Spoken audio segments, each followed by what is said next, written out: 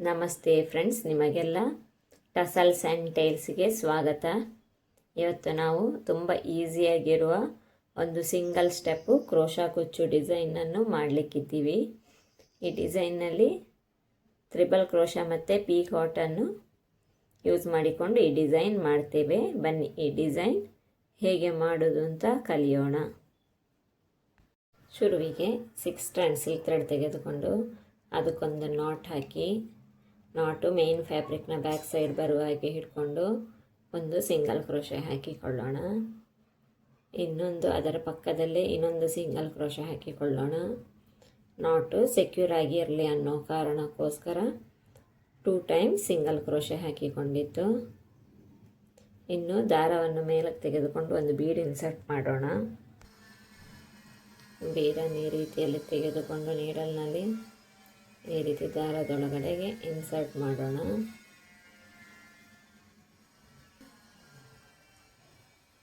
Insert ಮಾಡಿ ಒಂದು chain stitch ಹಾಕಿಕೊಳ್ಳೋಣ. ಅಲ್ಲಿಗೆ ಬೀಡ್ ಲಾಕ್ ಆಗ್ತದೆ. ನೆಕ್ಸ್ಟ್ ಇದು ಎಲ್ಲಿಗೆ ಬರ್ತದೆ ನೋಡಿ, ಅಲ್ಲಿಗೆ ಒಂದು ಸಿಂಗಲ್ ಕ್ರೋಶೆ ಹಾಕಿಕೊಳ್ಳೋಣ. ಇದು ಇಲ್ಲಿಗೆ ಬರ್ತದೆ, ನಾನು ಇಲ್ಲ ಗೊತ್ತಾನೆ ಸಿಂಗಲ್ ಕ್ರೋಶೆ ಹಾಕಿಕೊಳ್ತೀನಿ ಈ ರೀತಿಯಾಗಿ. ನೆಕ್ಸ್ಟ್ ಸೂಜಿ ಮೇಲೆ 2 ಸತಿ ದಾರ ಸುತ್ತಿಕೊಂಡು ಟ್ರಿಬಲ್ ಕ್ರೋಶೆ ಮಾಡಿಕೊಳ್ಳೋಣ.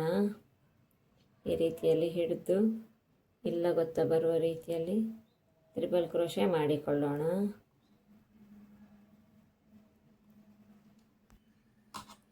ಈ ರೀತಿಯಲ್ಲಿ ತಂದು ದಾರವನ್ನು ಹೊರಗಡೆ ತಂದು 2 ಲೂಪಿನಲ್ಲಿ ಒಂದು ಸತಿ, ಮತ್ತೆ 2 ಲೂಪಿನಲ್ಲಿ ಒಂದು ಸತಿ, ಮತ್ತೆ 2 ಲೂಪಿನಲ್ಲಿ ಒಂದು ಸತಿ. ಅಲ್ಲಿಗೆ ಟ್ರಿಬಲ್ ಕ್ರೋಶೆ ಆಯಿತು. ಇನ್ನು 3 ಚೈನ್ ಸ್ಟಿಚ್ ಹಾಕಿಕೊಳ್ಳೋಣ. 1 2 3. ಇಲ್ಲಿ ಕೆಳಗಿನ ಗ್ಯಾಪ್ ಇದೆ ಅಲ್ಲ, ಅಲ್ಲ ಗೊತ್ತಾ ಒಂದು ಪೀ ಕಾಟ್ ಹಾಕಿಕೊಳ್ಳೋಣ ಈ ರೀತಿಯಲ್ಲಿ. ಇನ್ನೊಂದು ಸತಿ ಸೂಜಿ ಮೇಲೆ ದಾರ ಸುತ್ತಿಕೊಂಡು ಇದೇ ಗ್ಯಾಪಿನಲ್ಲಿ, ಇಲ್ಲಿ ಶುರುವಿಗೆ ಹಾಕಿದ್ವಲ್ಲ ಅದೇ ಗ್ಯಾಪಿನಲ್ಲಿ ಹೋಗಿಬಿಟ್ಟು ಟ್ರಿಬಲ್ ಕ್ರೋಶೆ ಮಾಡಿಕೊಳ್ಳೋಣ. ಗ್ಯಾಪ್ ಅದುವೇ ಆಗಿರ್ತದೆ. 2ರಲ್ಲಿ ಒಂದು ಸತಿ, 2ರಲ್ಲಿ ಒಂದು ಸತಿ, 2ರಲ್ಲಿ ಒಂದು ಸತಿ. ದಾರ ಬಿಟ್ಟು ಹೋದರೆ ಈ ರೀತಿಯಲ್ಲಿ ಹಿಡ್ಕೊಂಡ್ರೆ ಆಯ್ತು, ತೆಗೆದುಕೊಂಡ್ರೆ ಆಯಿತು. ಇನ್ನು 3 ಚೈನ್ ಸ್ಟಿಚ್ಚು ಈ ಗ್ಯಾಪಿನಲ್ಲಿ ಹೋಗಿ ಪೀ ಕಾಟ್ ಈ ರೀತಿ 2 ಲೂಪ್ ಇರ್ತದಲ್ವ, 2 ಲೂಪನ್ನು ಒಂದು ಮಾಡಿಕೊಂಡ್ರೆ ಆಯಿತು. ಅದು ಪೀಕೋ ಸ್ಟಿಚ್ ಅಥವಾ ಪೀ ಕಾಟ್ ಅಂತೀವಿ. ಇನ್ನೀಗ ಇನ್ನೊಂದು ಸತಿ ಸೂಜಿ ಮೇಲೆ 2 ಸತಿ ದಾರ ಸುತ್ತಿಕೊಂಡು ಇದೇ ಗ್ಯಾಪಿನಲ್ಲಿ ಟ್ರಿಬಲ್ ಕ್ರೋಶೆ ಮಾಡಿಕೊಳ್ಬೇಕು ಈ ರೀತಿಯಲ್ಲಿ ಮಾಡಿಕೊಳ್ಳೋಣ. ಪೀ ಕಾಟ್ ಆದಮೇಲೆ ಟ್ರಿಬಲ್ ಕ್ರೋಶೆ ಆದಮೇಲೆ ಪೀ ಕಾಟ್ ಮಾಡಿಕೊಳ್ಳಲಿಕ್ಕೆ 3 ಚೈನ್ ಸ್ಟಿಚ್ ಹಾಕಿಕೊಳ್ಳೋಣ. 1 2 3 ಚೈನ್ ಸ್ಟಿಚ್ ಹಾಕಿ ಇದೇ ಗ್ಯಾಪಿನಲ್ಲಿ ಹಾಕಿಕೊಂಡು ಹೋದರೆ ಆಯಿತು. ತುಂಬ ಈಸಿಯಾಗಿದೆ ಈ ಡಿಸೈನು.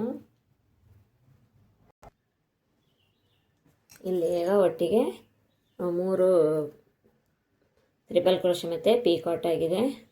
ಟೋಟಲ್ ನಮಗೆ 7 ಬೇಕು. ನಾನು 7 ಆದಮೇಲೆ ಯಾವ ರೀತಿ ನೆಕ್ಸ್ಟ್ ಸ್ಟೆಪ್ ಅಂತ ಹೇಳ್ತೀನಿ. ಇಲ್ಲಿ ನಾನಿವಾಗ 7 ಟ್ರಿಬಲ್ ಕ್ರೋಶೆ ಮತ್ತು ಪೀ ಕಾಟ್ಗಳನ್ನು ಮಾಡಿಕೊಂಡಾಗಿದೆ ನೋಡಿ, ಈ ರೀತಿಯಾಗಿ ಕಾಣಿಸ್ತದೆ. ಇವಾಗ ಈ ವರ್ಕ್ ಎಲ್ಲಿಗೆ ಬರ್ತದೆ ಅಂತ ನೋಡಿಕೊಂಡು ಅಲ್ಲಿಗೆ ಒಂದು ಸಿಂಗಲ್ ಕ್ರೋಶೆ ಹಾಕಿಕೊಳ್ಳೋಣ. ಇದು ಇಲ್ಲಿಗೆ ಬರ್ತದೆ, ಇಲ್ಲ ಗೊತ್ತಾ ನಾನು ಸಿಂಗಲ್ ಕ್ರೋಶೆ ಹಾಕಿಕೊಳ್ತೀನಿ. ಸಿಂಗಲ್ ಕ್ರೋಶೆ ಹಾಕಿ ವರ್ಕನ್ನು ಫಿಕ್ಸ್ ಮಾಡೋಣ.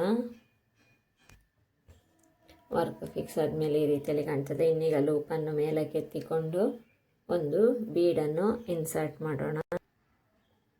ಈ ರೀತಿ ಒಂದು ಮೀಡಿಯಮ್ ಸೈಜಿದ್ದು ಬೀಡು ತೆಗೆದುಕೊಂಡು ಈ ಲೂಪಿನೊಳಗಡೆ ಇನ್ಸರ್ಟ್ ಮಾಡಿಕೊಳ್ಳೋಣ. ಈ ರೀತಿಯಾಗಿ ಇನ್ಸರ್ಟ್ ಮಾಡಿಕೊಂಡು ಬೀಡ್ ಲಾಕ್ ಹಾಕಿಕೊಳ್ಳೋಣ. ಬೀಡ್ ಲಾಕ್ ಹಾಕಿ ಇಲ್ಲೇ ಪಕ್ಕದಲ್ಲೇ ಒಂದು ಸಿಂಗಲ್ ಕ್ರೋಶೆ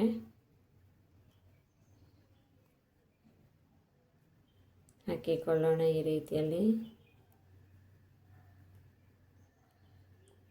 ಸಿಂಗಲ್ ಕ್ರೋಶೆ ಆದಮೇಲೆ ವರ್ಕ್ ಈ ರೀತಿಯಾಗಿ ಕಾಣಿಸ್ತದೆ. ಇನ್ನಿವಾಗ 4 ಚೈನ್ ಸ್ಟಿಚ್ ಹಾಕೋಣ. 1 2 3 4. ಇದು ಚೈನ್ ಸ್ಟಿಚ್ ಯಾಕೆ ಹಾಕಿದ್ದು ಅಂದರೆ ನಾವು ಬೇಬಿ ಕುಚ್ಚು ಕಟ್ಟಿಕೊಳ್ಳಿಕ್ಕೋಸ್ಕರ ಚೈನ್ ಸ್ಟಿಚ್ ಹಾಕಿದ್ದು.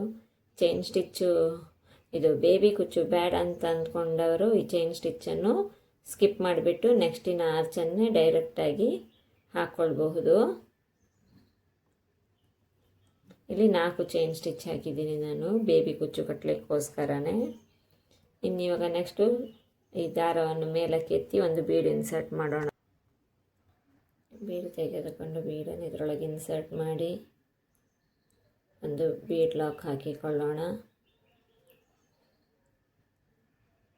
ಬೀಡ್ ಲಾಕ್ ಹಾಕಿ ಎಲ್ಲಿಗೆ ಬರ್ತದೆ ನೋಡಿ ಅಲ್ಲಿಗೆ ಒಂದು ಸಿಂಗಲ್ ಕ್ರೋಶೆ,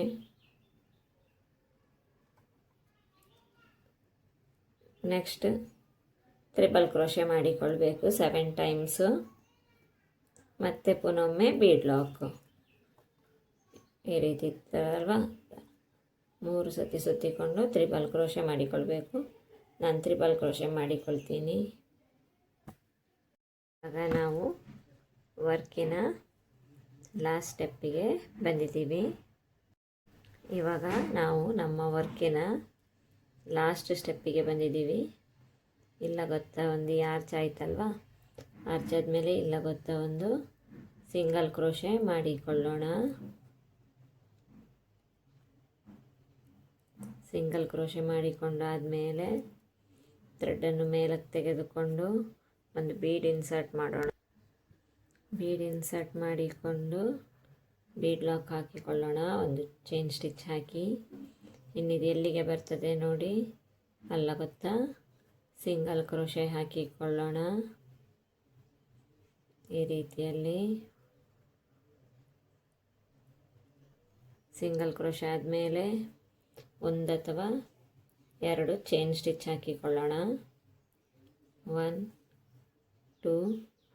ನಾನಿನ್ನು ಉಳಿದ ಥ್ರೆಡನ್ನು ಟ್ರಿಮ್ ಮಾಡಿಕೊಳ್ತೀನಿ.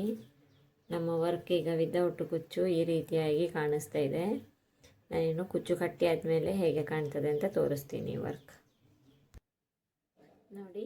ಈ ವರ್ಕಿನ ಫೈನಲ್ ಲುಕ್ಕು ಈ ರೀತಿಯಾಗಿ ಕಾಣ್ತದೆ. ಟಸಲೆಲ್ಲ ಹಾಕಿ ಆದಮೇಲೆ ತುಂಬ ಈಸಿಯಾದ ಡಿಸೈನ್ ಆಗಿರ್ತದೆ ಇದು. ನಿಮಗೆಲ್ಲ ಇಷ್ಟ ಆದರೆ ಲೈಕ್ ಮಾಡಿ, ಕಮೆಂಟ್ ಮಾಡಿ, ಸಬ್ಸ್ಕ್ರೈಬ್ ಮಾಡಿ. Thank you.